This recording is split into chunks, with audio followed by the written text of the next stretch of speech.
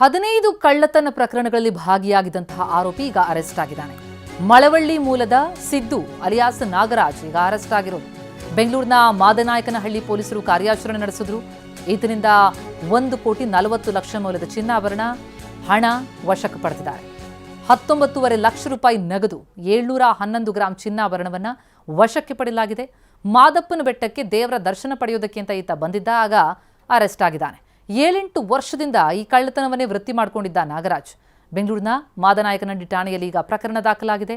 ಸುಮಾರು 15 ಕಳ್ಳತನ ಕೇಸ್ನಲ್ಲಿ ಭಾಗಿಯಾಗಿದ್ದಂತಹ ಈ ಆರೋಪಿ ಈಗ ಕೊನೆಗೂ ಪೊಲೀಸರ ಅತಿಥಿಯಾಗಿದ್ದಾನೆ. ಆತನಿಂದ ಜಪ್ತಿಯಾಗಿರುವಂತಹ ಕ್ಯಾಶ್, ಗೋಲ್ಡ್ ಇದೆಲ್ಲವನ್ನು ಕೂಡ ನೋಡ್ತಾ ಇದ್ದೀವಿ. ಮಳವಳ್ಳಿ ಮೂಲದವ ಈತ ಸಿದ್ದು ಅಲಿಯಾಸ್ ನಾಗರಾಜ್ 7-8 ವರ್ಷಗಳಿಂದ ಕಳ್ಳತನ ವೃತ್ತಿ ಮಾಡಿಕೊಂಡು ಸುಮಾರು 15 ಪ್ರಕರಣಗಳಲ್ಲಿ ಭಾಗಿಯಾಗಿದ್ದವ ಈಗ ಅರೆಸ್ಟ್ ಆಗಿದ್ದಾನೆ. ಮಾದನಾಯಕನಹಳ್ಳಿ ಠಾಣೆಯಲ್ಲಿ ಪ್ರಕರಣ ದಾಖಲಾಗಿದೆ. ಮಾದಪ್ಪನ ಬೆಟ್ಟಕ್ಕೆ ದೇವರ ದರ್ಶನ ಪಡೆಯೋದಕ್ಕೆ ಅಂತ ಹೋಗಿದ್ದಂತೆ ಈ ಕಳ್ಳ ಆವಾಗ ಸಿಕ್ಕಾಕೊಂಡಿದ್ದಾನೆ. ಸುಮಾರು 711 ಗ್ರಾಂ ಚಿನ್ನಾಭರಣ ಈತನಿಂದ ವಶಕ್ಕೆ ಪಡೆಯಲಾಗಿದೆ.